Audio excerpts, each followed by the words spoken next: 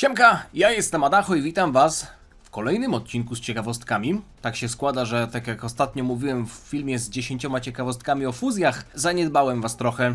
Ciekawostki nie pojawiały się na moim kanale od sierpnia zeszłego roku, także stwierdziłem, że jest dobra okazja, żeby wrócić do tej serii. Też ze względu na to, że jak ostatnio przeglądałem swój notatnik, swój tajemniczy notatnik z pomysłami na filmy, przypomniałem sobie, że już kiedyś ciekawostki o Dragon Ballu GT to był pomysł, który zapisałem. I zwiąże się z tym pewna historia, dość krótka i trochę taka uwypuklająca moją głupotę.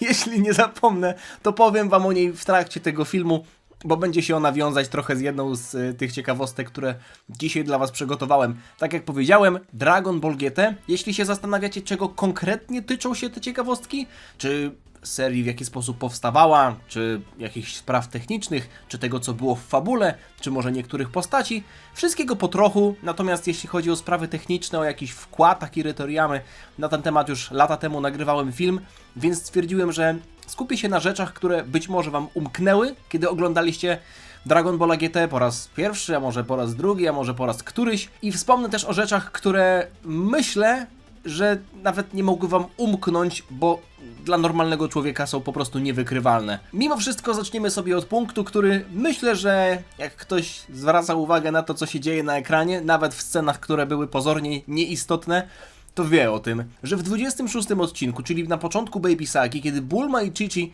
czekały w domu Bulmy w korporacji Kapsuła na Gotena, który miał wrócić z randki, na stole w domu Bulmy mogliśmy zaobserwować kilka różnych zegarków, z czego jeden był dość gustowny, bo przedstawiał Vegetę wykonującego Genkidamę. I co ciekawe, Vegeta nie był przedstawiony w wersji, którą widzieliśmy w Dragon Ballu GT, z nieco krótszymi, przeciętymi włosami, tylko ten zegarkowy Vegeta, swoją drogą to jest dobra forma, nie? Mamy Water Vegetę, to teraz mamy Clock Vegetę. Ten Clock Vegeta nosił fryzurę i strój podobny do tego, który miał w Sadze Buu, więc być może ten zegarek jest nawiązaniem do sceny, w której to właśnie Vegeta wpadł na pomysł wykończenia Kid Buu tą techniką. Wiemy, że Vegeta nigdy Genkidamy nie wykonywał, nawet gdyby umiał, to prawdopodobnie nie byłby w stanie, ze względu na to, co tam ma w swojej klatce piersiowej. Niemniej dajcie znać, kto by sobie taki zegarek na biurku postawił. Wiem, że są lampki na pewno, które przedstawiał Goku z Genkidamu. I wiem, że chyba nawet na Zakola ludzie wrzucali, że mają takie lampki. Także jeśli Goku może, to dlaczego Vegeta nie może? Rzeczą, o której podejrzewam, że znaczna większość z was nie wiedziała. I przyznam się, ja też nie wiedziałem, bo ja tych rzeczy nie wymyślam. Po prostu staram się zebrać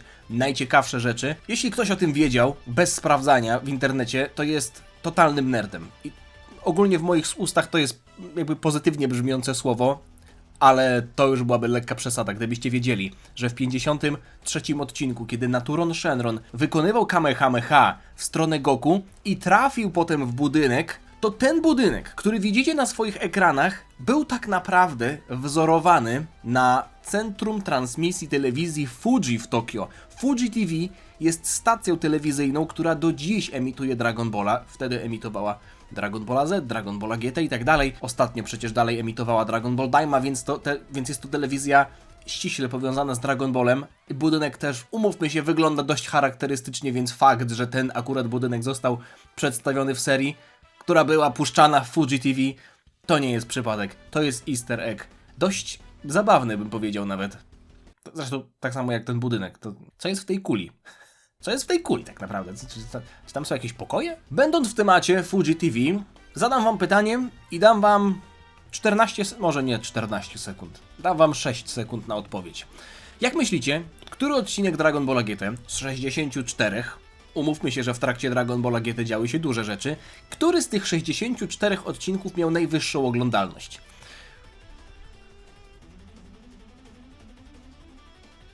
Sześć sekund minęło. Drugi.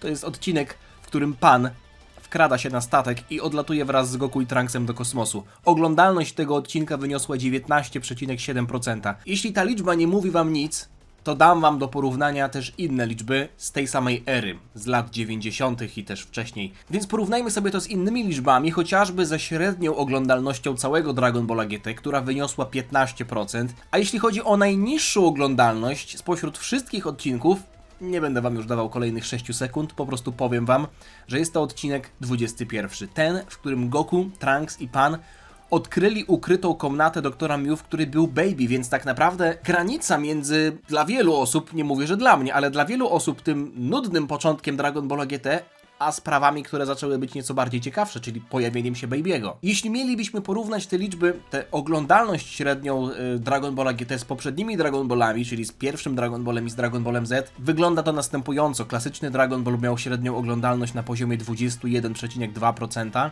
natomiast średnia oglądalność Dragon Balla Z to było 20,5%. W przypadku Dragon Balla GT niecałe 15%, no jest to wyraźny, zauważalny, tak tego słowa użyję, spadek, zwłaszcza biorąc pod uwagę, że ostatnie odcinki Dragon Balla Z miały oglądalność na poziomie 20-21% i ta oglądalność utrzymywała się przez pierwsze 3 tygodnie emisji Dragon Balla GT, natomiast później był wyraźny spadek, zauważalny spadek. Mimo wszystko pojawienie się Baby'ego poprawiło oglądalność, zresztą tak samo jak kilka innych rzeczy, które widzieliśmy później. Możecie się domyśleć, że pojawienie się Super Saiyanina 4 również wpłynęło na oglądalność, natomiast liczby nie kłamią. Drugi odcinek miał najwyższą oglądalność, ale można to raczej podpiąć pod jeszcze jechanie na Dragon Ballu Z, no bo wiemy, że Dragon Ball Z się skończył i GT zostało praktycznie tydzień później rozpoczęte. Wspomniałem tutaj wcześniej o doktorze Mew, czyli twórcy, tak naprawdę nie będę wam... Okej, będę wam spoilerował, to anime ma już... kurwa, 30 lat. O. Ktoś teraz usłyszał te słowa i stwierdził, że jest stary. Więc mogę wam powiedzieć, że tak naprawdę to nie Mew stworzył Baby'ego, tylko Baby zaprogramował Mew, więc generalnie chodzi tutaj o doktora Mew, którego imię pochodzi od greckiej litery Mew, którą czyta się Mew. Wygląda ona tak, mała litera jest używana w wielu dziedzinach akademickich jako symbol specjalny. No i jeśli spojrzymy na dzieła doktora Mew, czyli machinowe mutanty, co po angielsku można przetłumaczyć jako Machine Mutants, no to właśnie to słowo mutants, mutations, pierwsza sylaba tego słowa to jest to Mew. Więc być może tutaj też jest nawiązanie. Jeśli pójdziemy dalej i tutaj już szyję grubymi nićmi, przyznam się, jeśli będziecie mówić, że jest to teoria szyta za grubymi nićmi, bije się w pierś. Natomiast litera Mew pochodzi od egipskiego hieroglifu oznaczającego wodę, który później, po czasie, został zmieniony przez Fenicjan w literę Mem. Teraz jak powiedziałem to na głos, to brzmi to głupiej niż spodziewałem się. Ta litera to jest Mem. W sensie... Okej, mądremu nie muszę tłumaczyć, a głupi i tak nie zrozumie. Nie wiem, czy jest to przypadek, czy celowy zabieg, ale kryjówka doktora Mew jest położona na środku zbiornika wodnego, więc być może to nawiązanie do pierwotnego znaczenia tej litery, a w zasadzie jeszcze do tego egipskiego hieroglifu, może też przez twórców zostało gdzieś tam wrzucone jako dodatkowy, bardzo głęboko ukryty easter egg. W jednym odcinku Dragon Ball GT, kiedy Chi-Chi robi pranie, na jednym z ręczników widzimy napis Capsule Cord zamiast Capsule Corp. Okej, może literówka, może nie. Takich literówek, jeśli mielibyśmy się czepiać, to było więcej w historii Dragon Balla, natomiast cord można przetłumaczyć jako przewód, ale też sznur. Sznur. Chi-Chi wiesza pranie. Było chwilę po tym, jak jej mąż w zasadzie został zmieniony w dziecko i odleciał w kosmos, także ktoś powinien chyba pójść do Chi-Chi, sprawdzić jej samopoczucie. Przepraszam, schodzimy już z tych wisielczych nastrojów. W 10. odcinku Dragon Balla GT jeden z wyznawców Luda sugeruje, i warto napomknąć, że jest to anglojęzyczny dubbing, oryginalny, w sensie wydany przez Funimation, natomiast nie jest to ta pierwsza japońska wersja, no bo podejrzewam, że w japońskiej wersji nie mielibyśmy nawiązania do Homera Simpsona, bo w angielskiej jest chyba na pewno nawiązanie do Homera Simpsona, bo tak jak mówi jeden z wyznawców Luda oznajmia, że znaleźli kilku nietypowych osobników w sektorze 7G. Sektor 7G to miejsce, w którym Homer Simpson pracuje w elektrowni jądrowej Springfield. Jeśli mielibyśmy szukać nawiązań, to tych było znacznie więcej. Podejrzewam, że były nawet nawiązania do Star Warsów, ale nie wrzuciłem tego do tego filmu. Stwierdziłem, że Simpsonowie są ciekawsi. Przepraszam. Okej, i teraz przejdę do tej jednej, trzeba nazwać to anegdotką, to jest zbyt duże słowo, bo to jest po prostu rzecz, która mi się przydarzyła.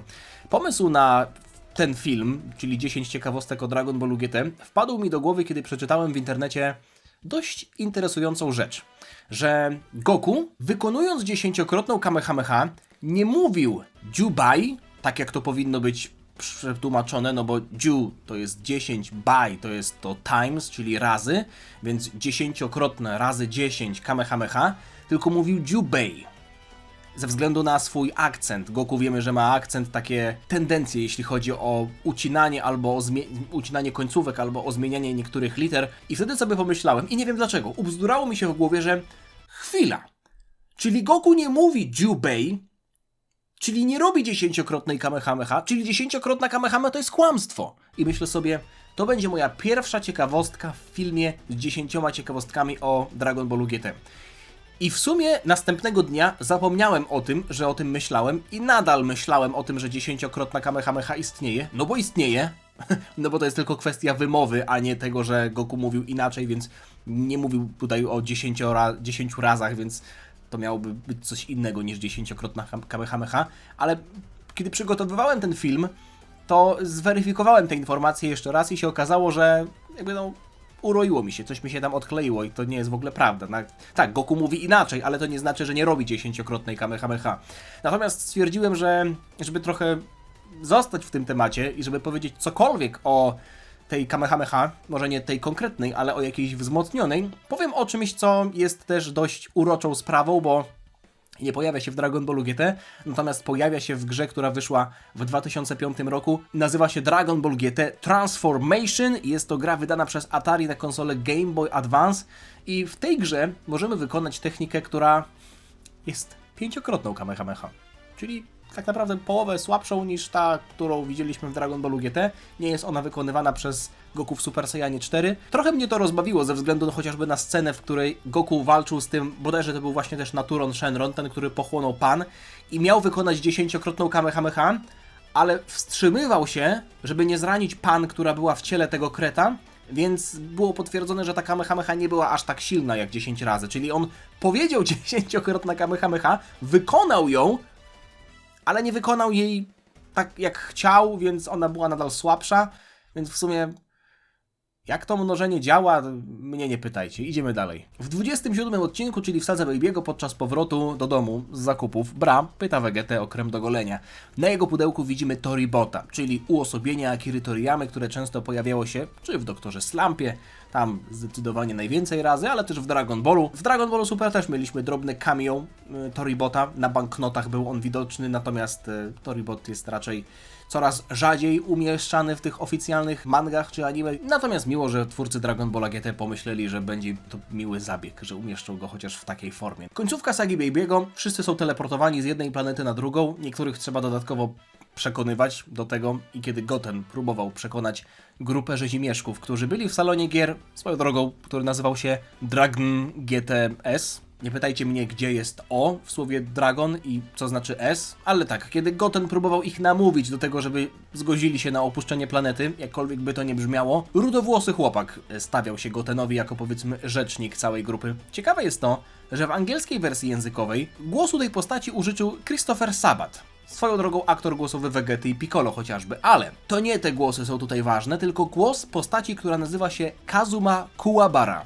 z serii Yu Yu Hakusho, tego samego autora co mojego ulubionego Hunter x Hunter. Także biorąc pod uwagę to podobieństwo, ale też fakt, że tej postaci, jak i temu rzezimieszkowi podkładał głos Christopher Sabat, można tutaj doszukać się celowego nawiązania do innego dzieła kultury, do innej mangi. Chociaż myślę, że to była raczej kwestia tego, że jak angielscy twórcy zobaczyli, że ta postać przypomina trochę tę postać z Yu Yu Hakusho, to stwierdzili, że głos jej będzie podkładać ten sam aktor głosowy. Natomiast sam design postaci mógł być po prostu podobny. Japończycy mogli o tym nie myśleć, ale Funimation to po prostu wykorzystało i poszło krok dalej. No i ciekawostka, która...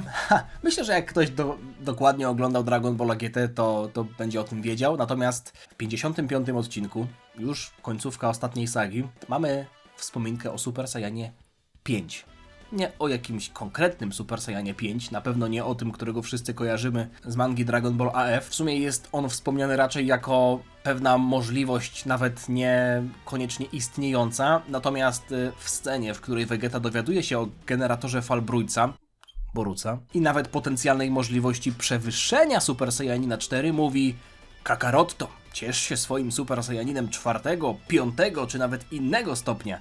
W angielskiej wersji językowej to Bulma wspomina o Super Saiyanie 5, mówiąc, że z tym możesz się nawet potem zmienić w 4 czy 5, więc ta 5 jest tutaj wrzucona jako powiedzmy pewna hiperbola, ale ciekawe, że ten Super Saiyanin 5 został też w wersji dubbingowej, więc mamy wspominkę i w japońskim dubbingu, i też w angielskim. Co ciekawe, o Super Saiyanina 5 Akira Toriyama został kiedyś w wywiadzie bezpośrednio zapytany, ale nie odpowiedział, jakby nie ustosunkował się do tego. To było pytanie tyczące się wcześniejszych form Super Saiyanina 2, Super Saiyanina 3 i dopiero w następnej części tego pytania padła wspominka o Super Saiyanie 5, ale Toriyama się do tego nigdy nie ustosunkował, także tyle.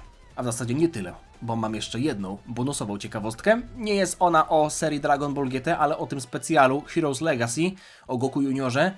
Mamy scenę, w której Goku Junior jest podwożony przez tirowca i mamy tam, powiedziałbym, że 3 nawiązania do Stanów Zjednoczonych. Pierwsze to jest reklama na burger, a w zasadzie reklama. No wydaje mi się, że to po prostu był kierowca z tej firmy, który wiózł burgery z firmy Mok Mas. Cokolwiek miałoby to znaczyć, ale logo te dwie M-ki, myślę, że wszyscy kojarzymy i wiemy, do czego mogą nawiązywać. Drugie nawiązanie do Stanów Zjednoczonych to jest to, co Goku Junior miał w swoim plecaku, czyli tuba z chipsami z dość podejrzanie znajomo wyglądającym logo. A trzecim nawiązaniem myślę, że jest sam tirowiec.